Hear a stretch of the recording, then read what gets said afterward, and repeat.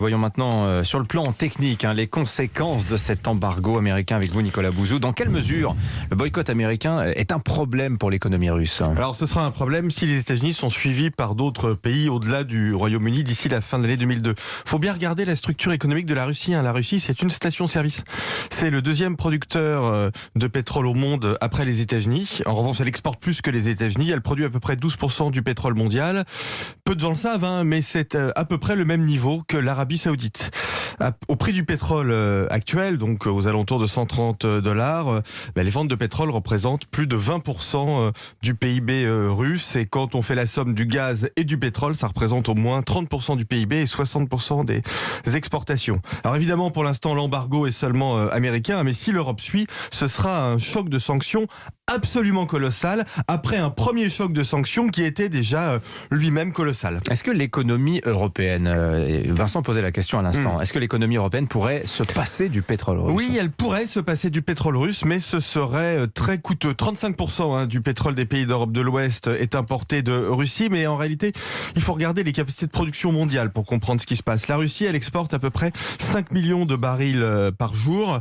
Si on ne lui achète plus ces 5 millions de barils par jour, ça va faire remonter encore plus les prix du pétrole et ça va inciter d'autres pays à augmenter leur production, peut-être de l'ordre de 3 millions, donc ça ne compense pas tout à fait, mais comme vous le savez, l'Europe est en train d'essayer de négocier avec l'OPEP pour une augmentation de la production, les États-Unis avec le Venezuela. Mais clairement, de toute façon, si on boycotte le pétrole russe, on fera face à une hausse des cours, au moins vers $150, ce qui est à la fois récessionniste et inflationniste.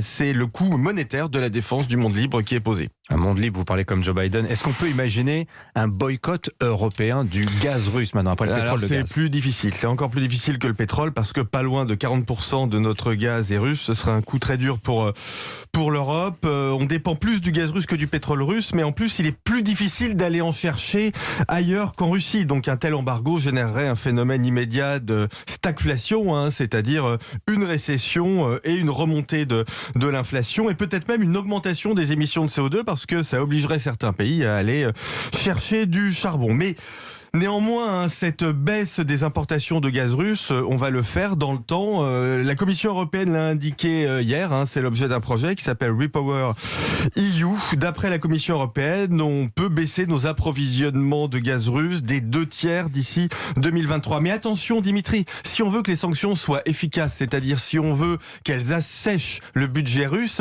il faut pas seulement qu'on importe moins, il faut que les prix se stabilisent, parce que des prix très élevés, c'est bon pour la Russie. Et donc, et j'en parlais lundi, nous devons, occidentaux, diminuer notre consommation de gaz et de pétrole. Alors très concrètement, se chauffer un peu moins et puis rouler moins vite, par exemple. Ouais, rouler moins vite, ouais. Rouler moins, ça va être compliqué pour beaucoup de gens quand même. Moins vite. Sacrée nasse dans laquelle on se trouve. Merci beaucoup, messieurs. Bonne journée à tous les deux, 7h19.